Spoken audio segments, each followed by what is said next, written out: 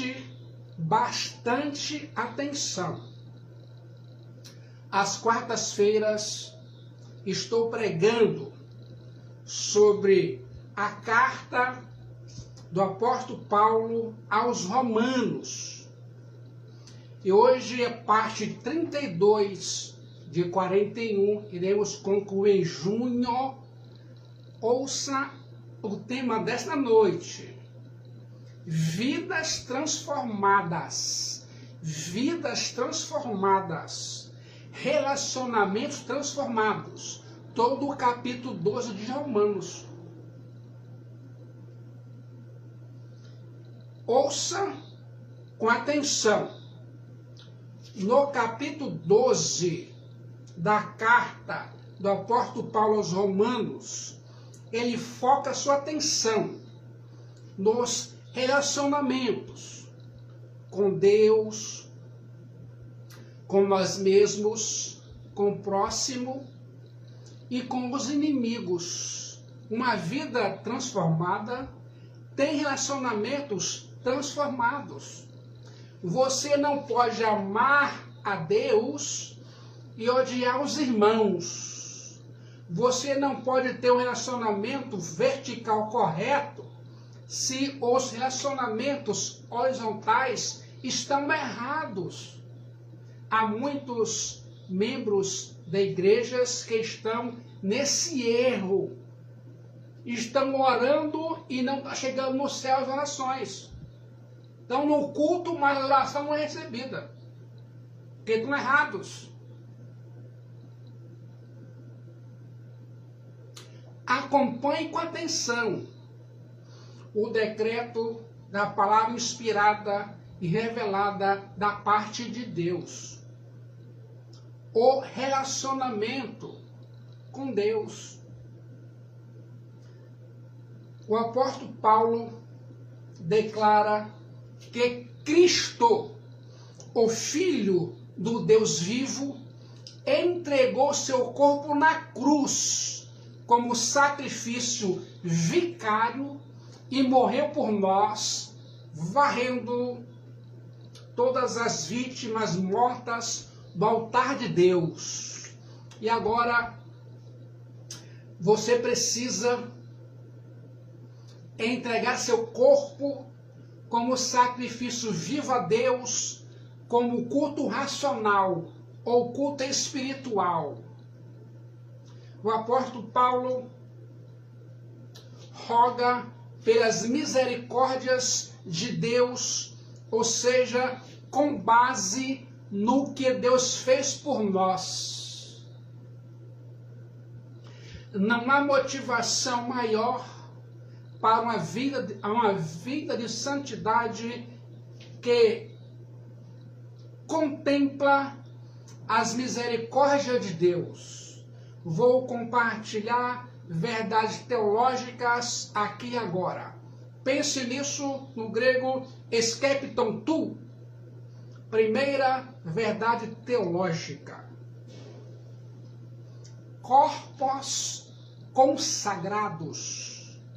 Romanos, capítulo 12, versículo 1. Rogo-vos, pois, irmãos, pelas misericórdias de Deus, que apresenteis o vosso corpo por sacrifício vivo, santo e agradável a Deus, que é o vosso culto racional ou espiritual. O apóstolo Paulo usa o verbo grego parakaleo, rogar, que mescla súplica e autoridade. Quer saber a razão pelo qual o apóstolo Paulo roga aos crentes, judeus e gentios, e aos cristãos modernos, com esse tom de autoridade? Deus já lhes havia demonstrado sua copiosa misericórdia. Então, cada pastor sabe que a necessidade de aconselhamento entre os crentes é uma das exigências maiores dessa época. O termo grego apresenteis, paristeme, em Romanos 12:1, significa apresentar de uma vez por todas. O apóstolo Paulo ordena uma entrega definitiva do corpo a Cristo, o Filho do Deus vivo, como os noivos se entregam um ao outro na cerimônia de casamento. Esse sacrifício, tísia, é descrito como vivo, zao, em contraste com os sacrifícios antigos, cuja vida era tirada antes de ser apresentada sob altar. Esse sacrifício tísia é descrito como santo agios, isto é, consagrado, separado e reservado para o serviço real a Deus e agradável.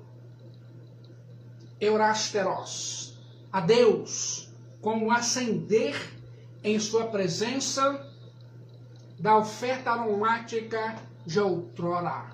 Pense nisso, esquepson tu. A sociedade contemporânea idolatra o corpo.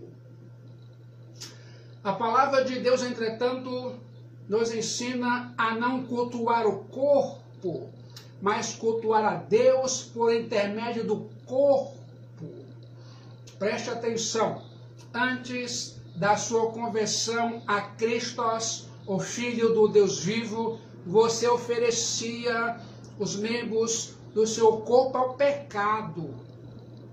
Agora, você oferece o seu corpo como sacrifício tísia, vivo, zao, santo, agios e agradável a Deus.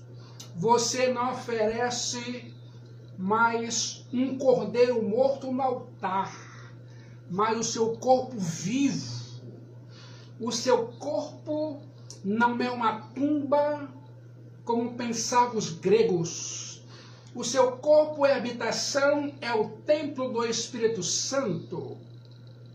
O seu corpo foi comprado por alto preço a Cristo Jesus na cruz, e você precisa glorificar a Deus com esse seu corpinho aí.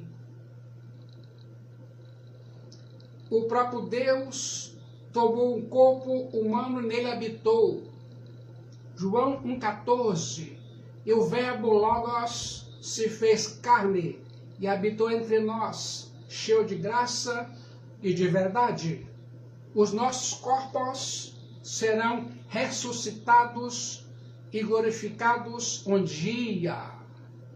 Consequentemente, o culto racional ou espiritual que você presta a Deus pela consagração do seu corpo não é prestado apenas aqui no modo online ou no edifício da igreja, mas na vida do lar e no mercado de trabalho. Você glorifica a Deus em seu corpo no momento que contempla o que é santo, no momento que os seus ouvidos se deleitam no que é puro, no momento que suas mãos praticam o que é reto. Você glorifica a Deus em seu corpo no momento que os seus pés caminham por veredas de justiça. Quer saber como pode o seu corpo tornar-se um sacrifício vivo, santo e agradável a Deus? Deixe que o olho não veja nada mal. Ele se tornará um sacrifício vivo. Permita que a língua não diga nada vergonhoso, e ela se tornará uma oferta viva.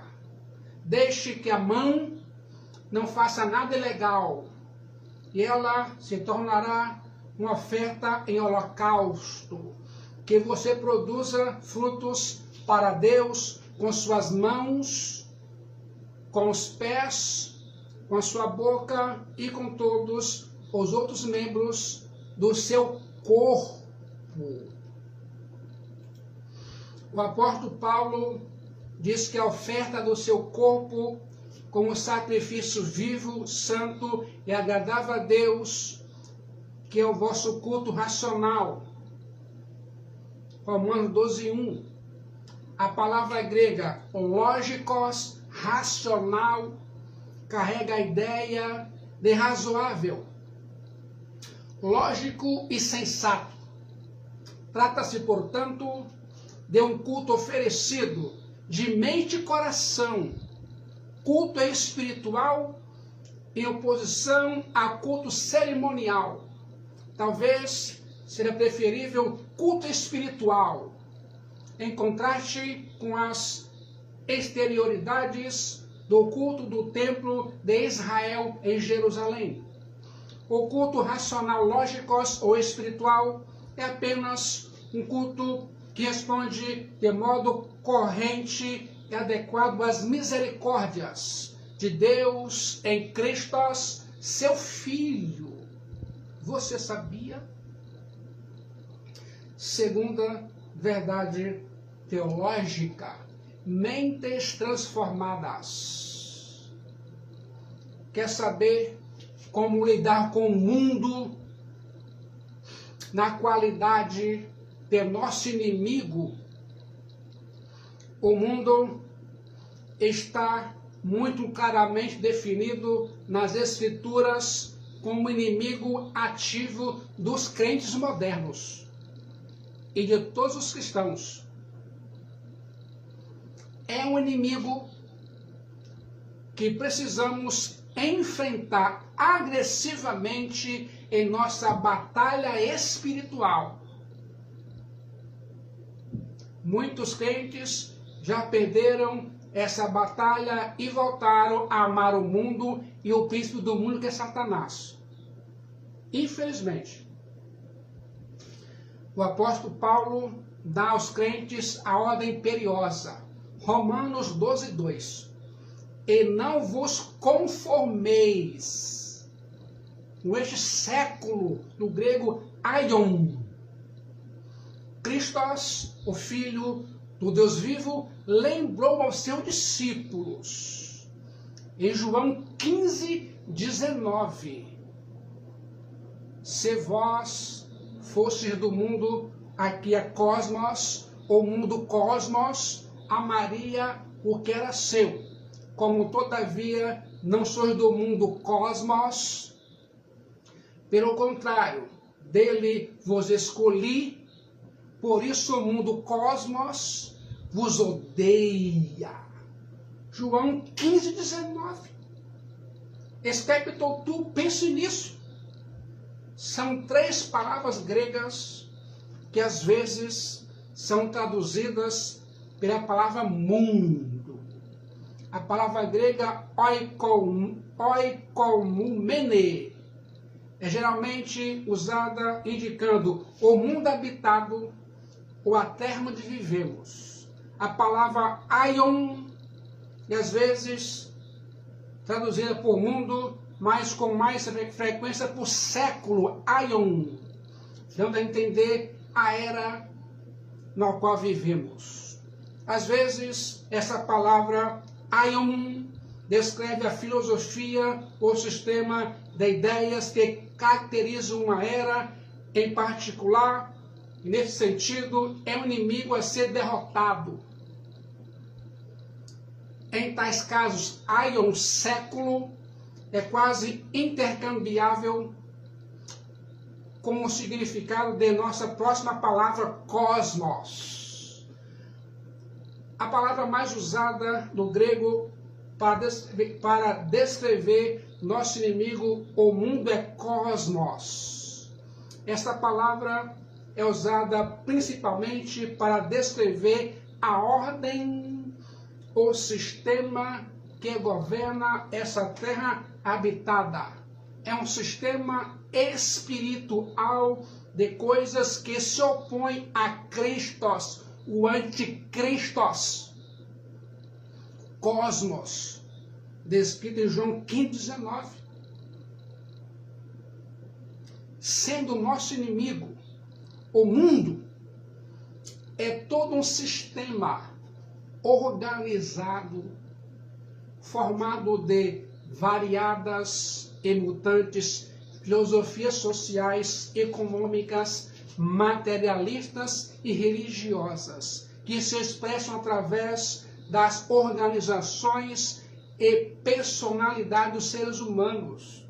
O sistema do mundo, em sua função, é uma expressão composta da depravação do homem e das intrigas do governo de Satanás, o príncipe deste mundo, combinadas em oposição ao governo soberano de Deus. É por isso que o apóstolo Paulo foi direto em Romanos, capítulo 12, versículo 2. Mas transformai-vos pela renovação da vossa mente, em vez de viver pelos padrões do mundo, cosmos ou aion, século, em desacordo com Deus. Os crentes modernos são exortados a deixarem que a renovação da mente, pelo poder do Espírito Santo, transforme suas vidas, harmonizando-as com a vontade de Deus, que é boa, perfeita e agradável. E não vos conformeis com este século, mas transformai-vos. O apóstolo Paulo usa duas palavras para forma: esquema, referência a uma forma que muda todo dia. E morfe, em alusão a uma forma imutável. Esquema significa aparência exterior, e morfe, essência interior. Morfe, essência interior. O termo traduzido aqui por transformar é metamorfo. É o mesmo traduzido por transfigurar em Mateus 17, 2. Diz a Bíblia: e foi transfigurado, metamorfo, diante deles, o seu rosto resplandecia como o sol, e as suas vestes tornaram-se brancas como a luz. Mateus 17, 2. Em nossa língua, metamorfo equivale à palavra metamorfose. O crente moderno não deve conformar-se com o mundo. A forma do mundo muda todo dia. O errado ontem é certo hoje. O repudiado ontem é aplaudido hoje. Olha a política. O vergonhoso ontem é praticado à luz do dia hoje. Nós, porém, como crentes verdadeiros, seguimos um modelo absoluto que jamais fica obsoleto. Cristos, o Filho do Deus vivo. Pense nisso, esquepiton tu. Acompanhe com atenção o decreto da palavra inspirada, revelada da parte de Deus. Relacionamento consigo mesmo. Romanos 12, 3 a 8. O crente moderno é uma pessoa que tem uma visão correta de si mesmo. Acompanha a apologia, versículo 3. Porque pela graça que me foi dada, digo a cada um dentre vós, que não pense de si mesmo hiperfonion, além do que convém. Antes pense fronel, olha só, pense de si mesmo, hiperfronel, além do que convém. Antes pense fronel com moderação, segundo à medida da fé que Deus repartiu a cada um. Romanos 12:3. Preste atenção. Nessa avaliação de si mesmo, há dois perigos que precisam ser evitados. Primeiro perigo, o complexo de superioridade. Você não pode pensar acerca de si mesmo hiperfroneum, além daquilo que convém. Não há espaço para soberba, arrogância e altivez do coração de quem foi salvo pela graça de Deus, pela fé em Cristo Jesus, o Messias. A verdadeira avaliação de si mesmo não é baseada em métodos próprios, mas na medida da fé que Deus concede a cada um. Cuidado com o complexo de superioridade. Segundo perigo, o complexo de inferioridade. Versículo 3 de Romanos 12. Tanto os que se exaltam, como aqueles que se rebaixam, habitam a graça de Deus. Negar a honrosa posição que temos com o Filho de Deus é uma falsa humildade. O crente moderno não pode ter uma autoimagem achatada. Está no muro e não decide. Quer estar com Jesus aqui e amanhã com o diabo. Não existe isso. Saia do muro, desça do muro, escolha um lado. Nós somos filhos de Deus, herdeiro de Deus, a herança de Deus, a menina dos olhos de Deus. Terceira verdade teológica.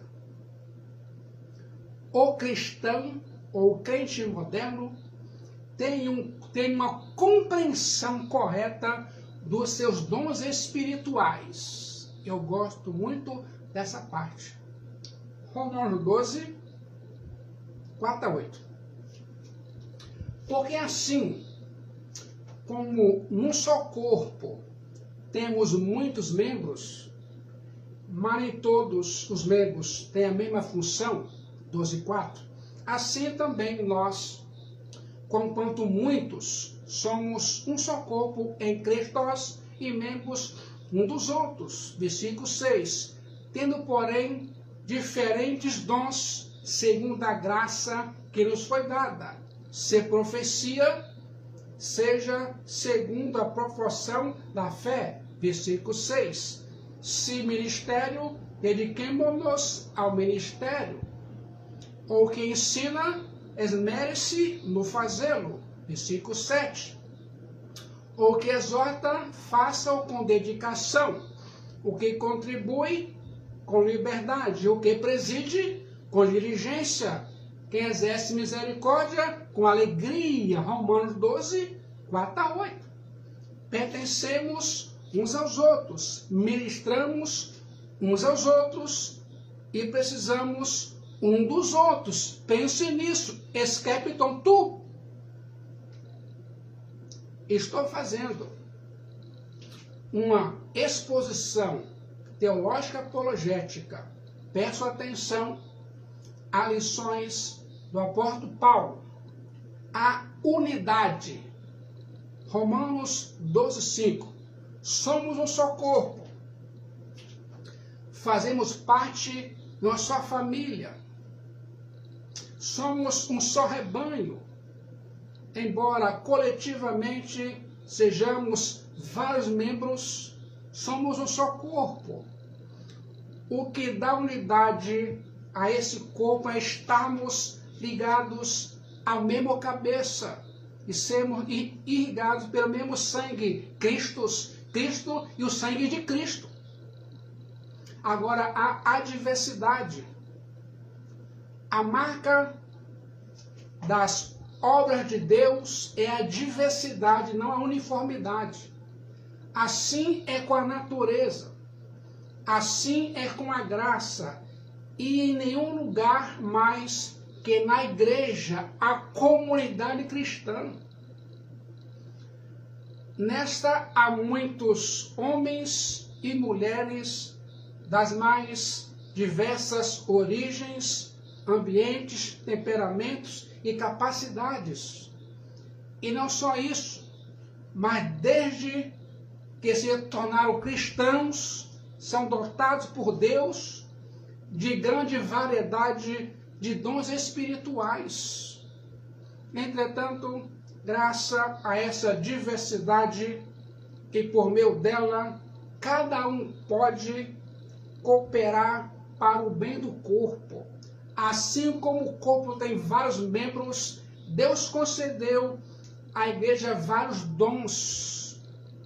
Somos diferentes um dos outros para suprir as necessidades um dos outros. Veja nesta lista qual dom que Deus te deu. A mutualidade, versículo 5 de Romanos 12. Paulo diz que somos membros um dos outros. Não estamos competindo uns com os outros. Antes servimos uns aos outros. Não atacamos uns aos outros. Antes protegemos uns aos outros. A utilidade. Temos vários dons. Nesta lista, os dons são dados por Deus Pai. Em 1 Coríntios 12, os dons são dados pelo Espírito Santo. Em Efésios 4, os dons são dados pelo Filho, Christos. Os dons mencionados em Romanos 12, 6 a 8, são divididos em duas categorias. Dons de fala, profecia, ensino e exortação. Dom de serviço, servir, contribuir, liderança e mostrar misericórdia. É bastante óbvio que o apóstolo Paulo não está falando de cargos, mas de dons. Nem todo dom implica um cargo diferente. Muitos dons não exigem nenhum cargo. Vou considerar a seguir esses dons espirituais e veja qual dom Deus te deu, quais dons Deus te deu. O dom de profecia, 12:6. Se profecia, seja segundo a proporção da fé. No Novo Testamento, a profecia raramente tem a ver com a predição do futuro. Geralmente se refere à proclamação, à pregação da palavra de Deus. Eu tenho um dom de profecia. Precisamos fazer uma distinção entre o ofício do profeta do Antigo Testamento e Novo Testamento e o dom de profecia. Hoje não há mais profetas no sentido daqueles primeiros profetas que se tornaram o fundamento da igreja, Efésios 2:20. Receberam a revelação de Deus para o registro das Escrituras, o cânon. Hoje, qualquer manifestação subsequente deste dom deve ser submetida à doutrina autorizada dos apóstolos e profetas originais, conforme consta do cânon das Escrituras. Hoje, Deus não revela mais verdade nova. Está tudo na Bíblia. Sendo assim, o dom de profecia é o dom de entender a Bíblia, as Escrituras e aplicá-las. É assim que se faz. A Bíblia diz, cita o texto, sobre pecado, idolatria, salvação, inferno, consagração. Mas não existe mais. Assim diz o Senhor. Assim diz a palavra de Deus, a Bíblia.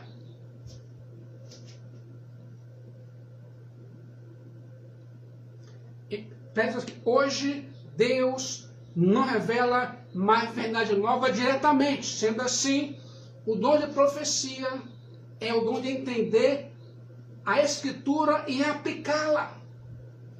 É apresentar ao povo de Deus, à igreja, verdades recebidas não por revelação direta, mas pelo estudo cuidadoso da palavra de Deus, a Bíblia, que é completa, é infalível. Por isso, estão tendo aqui mensagens positivas, livro por livro.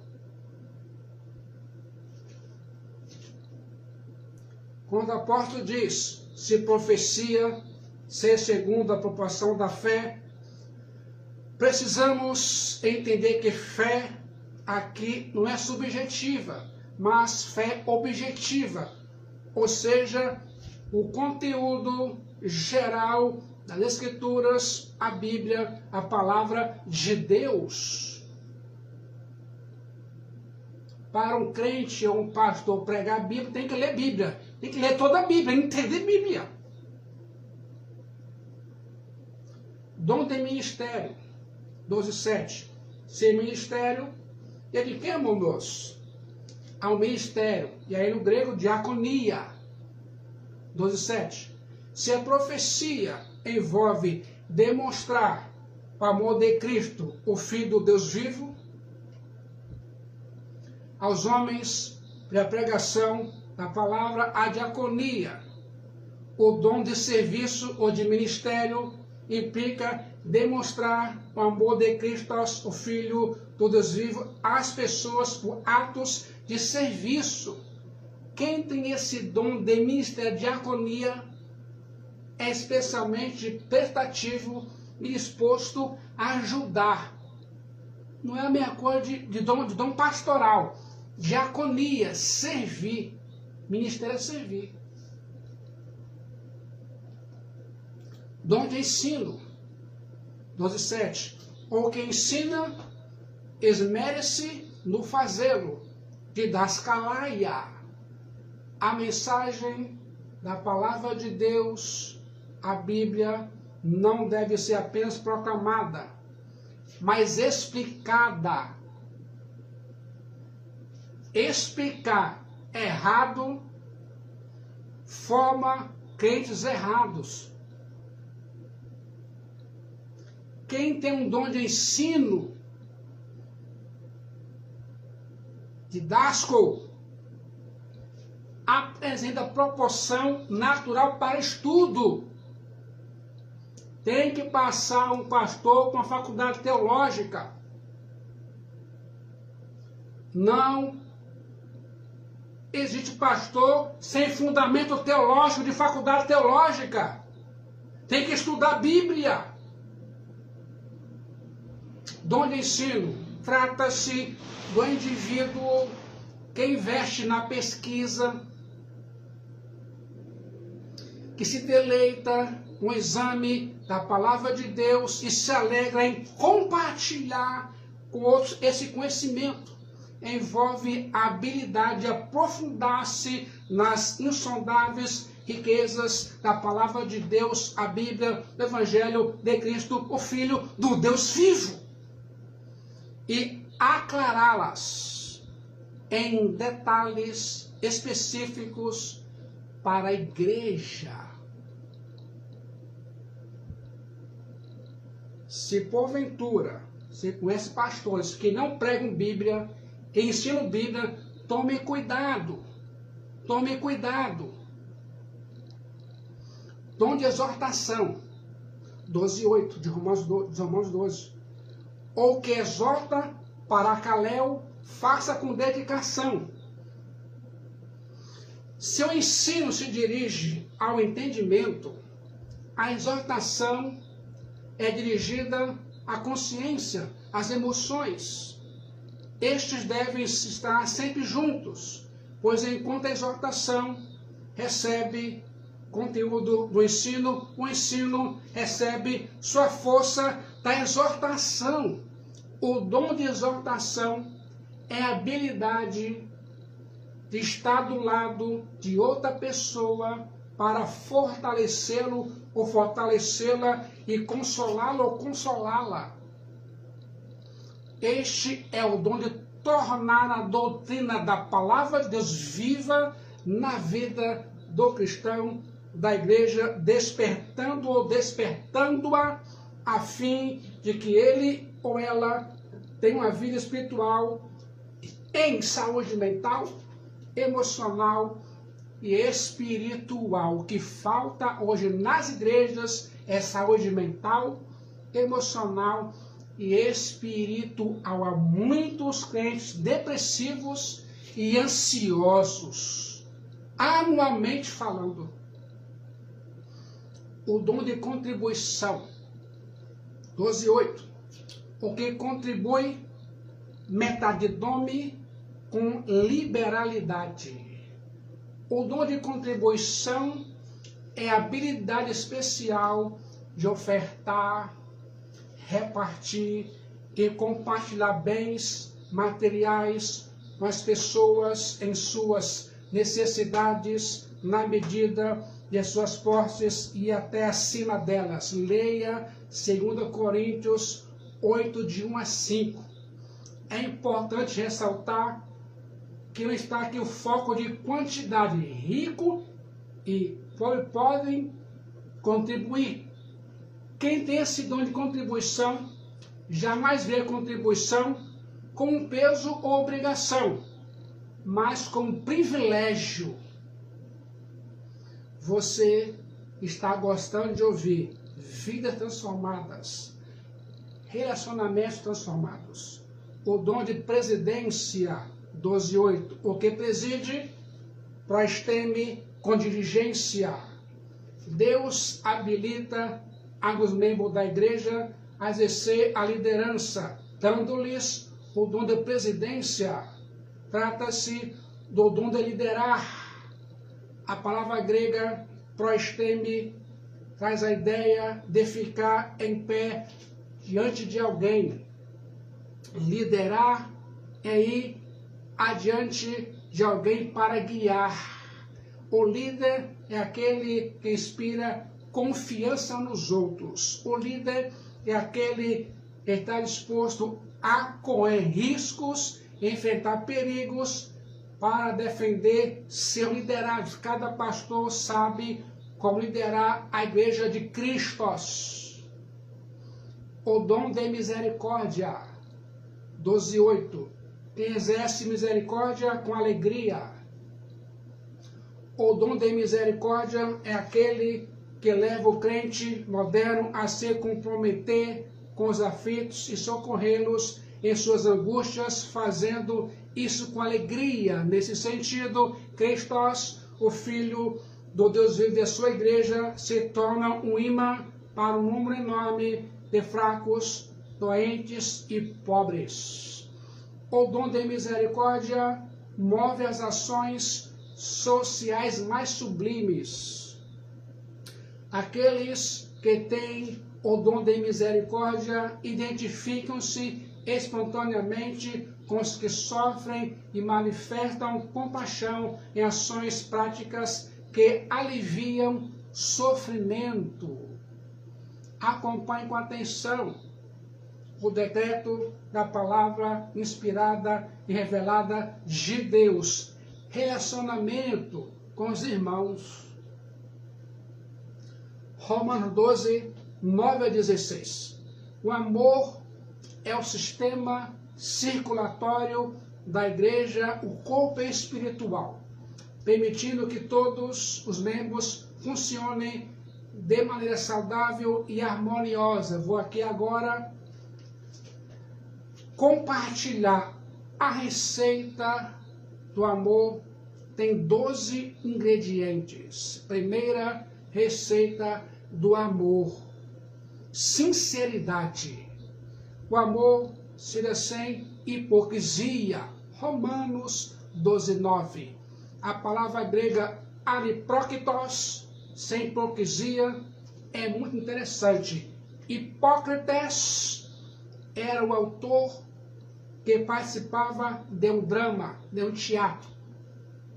No entanto, a Igreja de Cristo, o Filho do Deus vivo, não pode transformar-se num palco, num teatro. Afinal, o amor não é teatro, não é palco. Ele faz parte da vida real. Quer ouvir mais? Acompanhe. Segunda receita do amor: discernimento espiritual. Detestai o mal, apegando-vos ao bem. O crente moderno precisa amar e odiar o mal com a mesma intensidade, mas temos visto muitos desejando o mal e o bem pequenininho.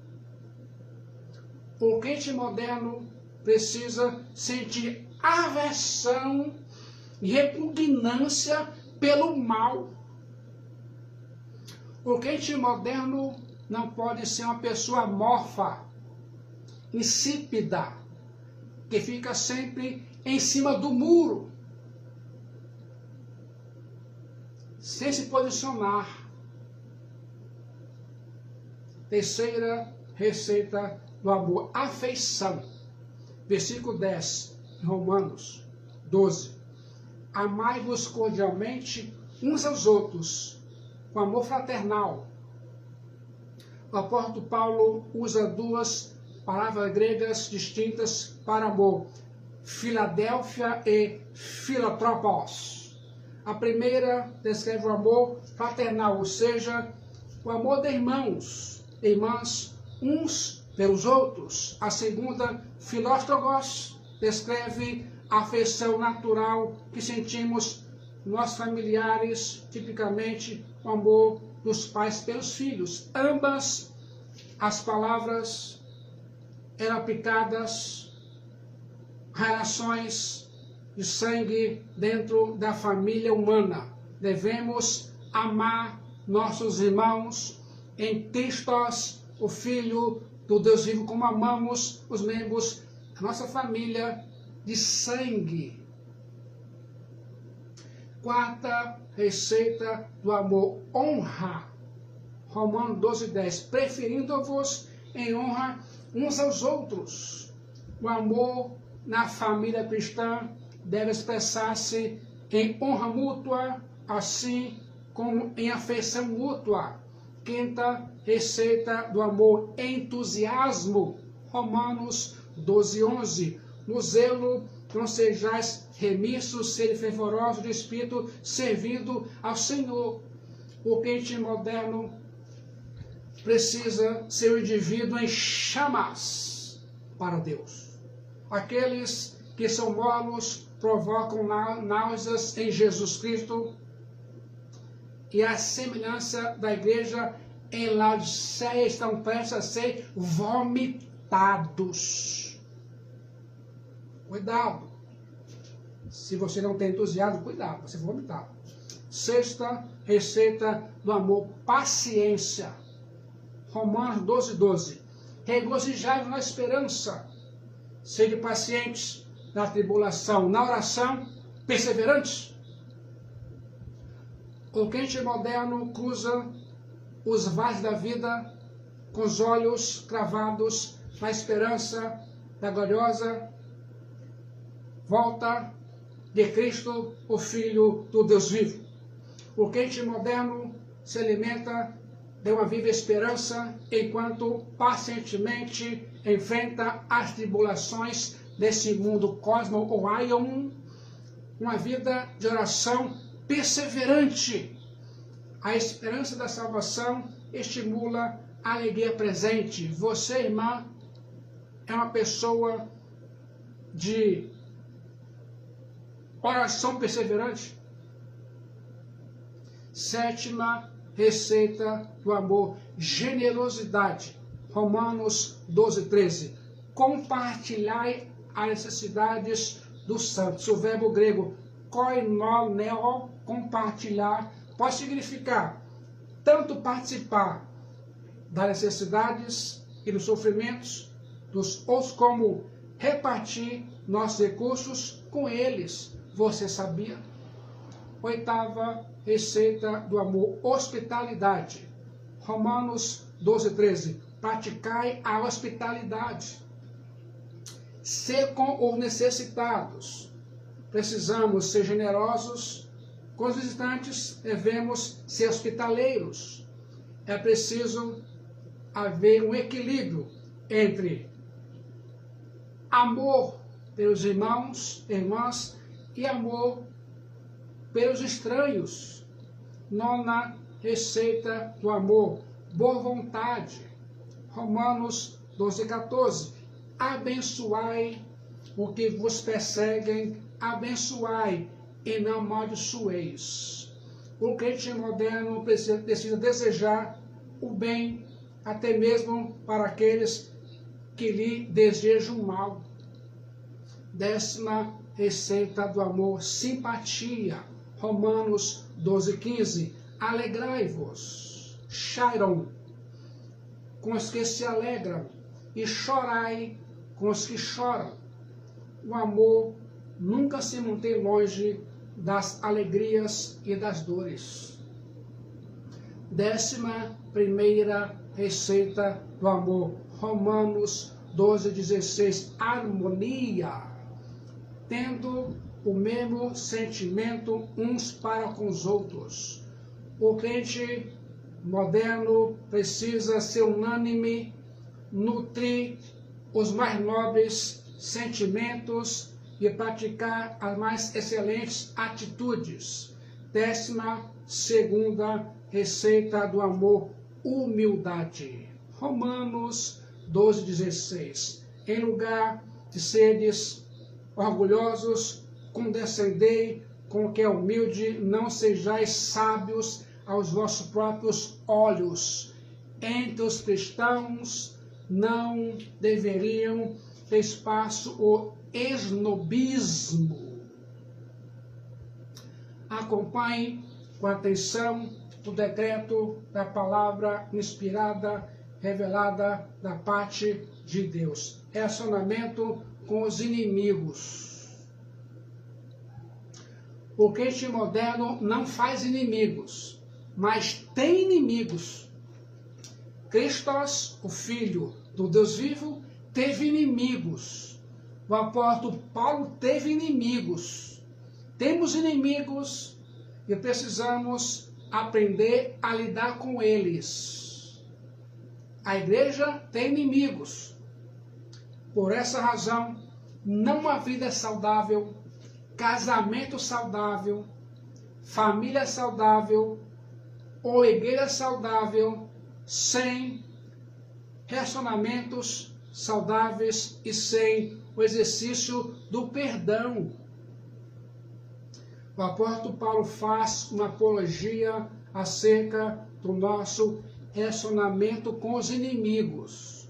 A palavra de Deus precisa ser sistematicamente lida, estudada no que se refere aos nossos inimigos.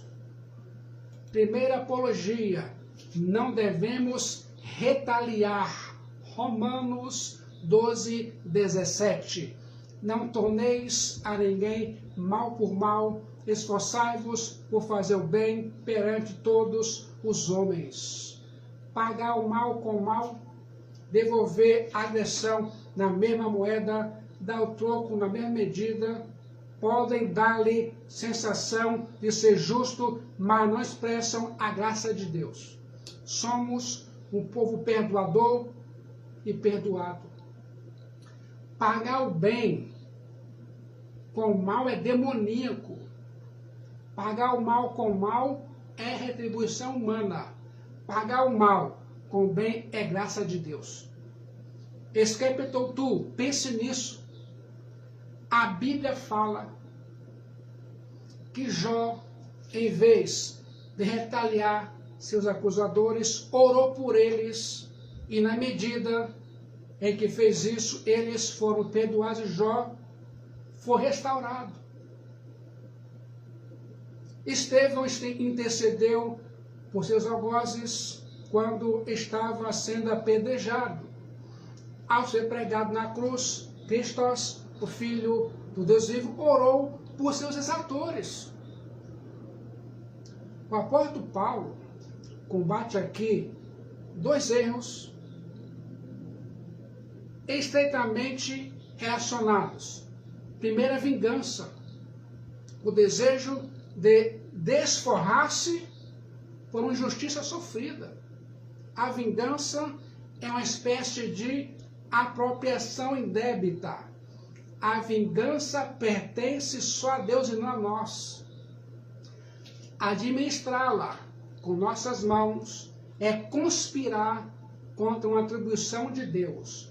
A palavra de Deus insistentemente proíbe a vingança. Vingança significa ser vencido pelo inimigo. O segundo erro é a pretensão de assumir a função do magistrado civil a fim de punir o outro. O espírito vingativo é contrário ao espírito cristão. Precisa haver arrependimento, perdão. Segunda apologia, não devemos criar conflitos desnecessários. Romanos 12:18. Se possível, quando depender de vós, tende paz com todos os homens. Essa exortação está em harmonia, em comunhão com outros textos bíblicos. Hebreus 12:14. Segui a paz com todos e a santificação, sem a qual ninguém verá o Senhor. Mateus 5:9. Disse Jesus: bem-aventurados os pacificadores, porque serão chamados filhos de Deus. Mateus 5:9. Esta exortação a viver em paz com todos os homens é apresentada com a dupla limitação. Se possível, implica que não será sempre possível. Contra qualquer dificuldade ou oposição, o crente moderno precisa ouvir as orientações de Judas, irmão de Tiago. Abatalhades diligentemente pela fé, que uma vez por todas foi entregue aos santos. Judas 1:3. No que depender do crente moderno, ele deve empenhar-se ao máximo para preservar e promover a paz com seus semelhantes. Às vezes, a paz na igreja de Cristo vem com saída de outros que perturbam a paz. Terceira apologia: não devemos vingar-nos das pessoas que nos fazem mal. Romanos 12:19. Não vos vingueis a vós mesmos, amados, mas dai lugar à ira, porque está escrito: a mim me pertence a vingança, eu é que retribuirei, diz o Senhor. Romanos 12:19. A vingança é uma atribuição exclusiva de Deus. Vingar é tentar assumir o comando que só pertence a Deus. É usurpar o lugar de Deus. A retribuição é obra de Deus. Ele sabe o que fazer, quando fazer e na medida certa de fazer. Conclusão: tentar administrar a vingança com nossas mãos é atentar não apenas contra as pessoas, mas contra o próprio Deus. A Bíblia fala de José. Ele foi odiado e vendido por seus irmãos. José os perdoou e demonstrou isso de forma dupla. Primeiro, dando-lhes o melhor da terra. Segundo, dando ao seu filho primogênito o nome de Manassés, que significa Deus me fez esquecer. José ergueu um monumento vivo ao perdão. O apóstolo Paulo faz uma apologia acerca do nosso relacionamento com os inimigos. Quarta apologia: não devemos guardar mágoa, mas perdoar. Romanos 12, 20. Agora vai esquentar. Pelo contrário, se o teu inimigo tiver fome, dá de comer. Se tiver sede, dá de beber. Porque, fazendo isso, amontoarás brasas vivas sobre a sua cabeça. Romanos 12, 20. O perdão não é apenas o cancelamento da dívida, mas a restauração a favor. Quem não perdoa adoece emocional, física e espiritualmente. Trate seu inimigo com bondade. Por isso, poderá fazê-lo envergonhar-se e arrepender-se. Quer ouvir mais? Quer saber a interpretação bíblica correta de Romanos 12, 20? Fazendo isso, amontoarás brasas vivas sobre a sua cabeça. Você vai surpreender. Presta atenção. O apóstolo Paulo estava referindo-se sobre brasas vivas na cabeça. Paulo está referindo-se a um ritual egípcio. Imagine um ritual egípcio no qual um homem dava pública demonstração do seu arrependimento, levando na cabeça uma bacia cheia de carvão em brasas. Queimava a cabeça. A sensação provocada na bacia com carvão em brasa figurava a dor do arrependimento, ardendo como fogo interior, queimando a consciência. Nós temos visto isso na igreja, irmãos e irmãos.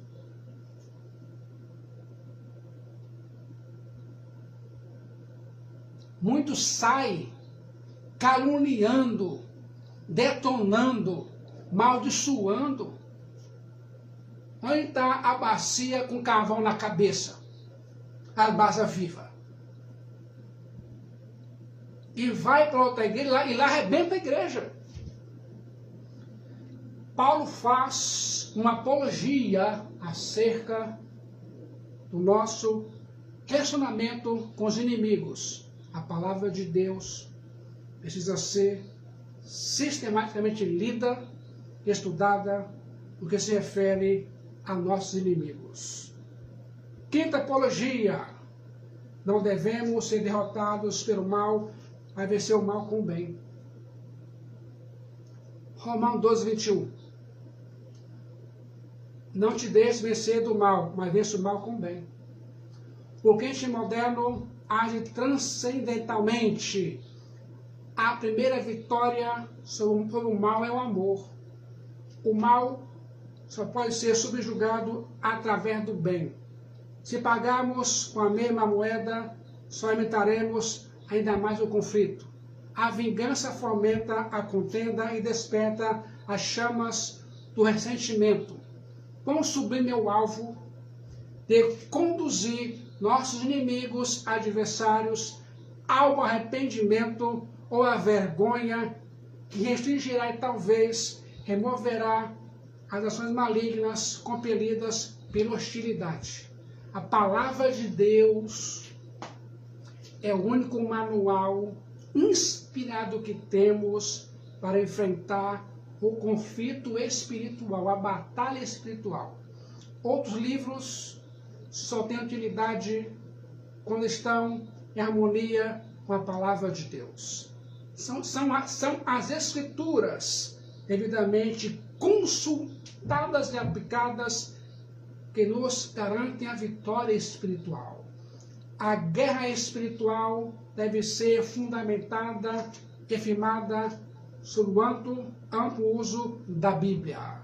Não se pode deixar de perceber o poder da palavra de Deus dentro de nós. A palavra de Deus é um bom remédio para tudo que nos angustia.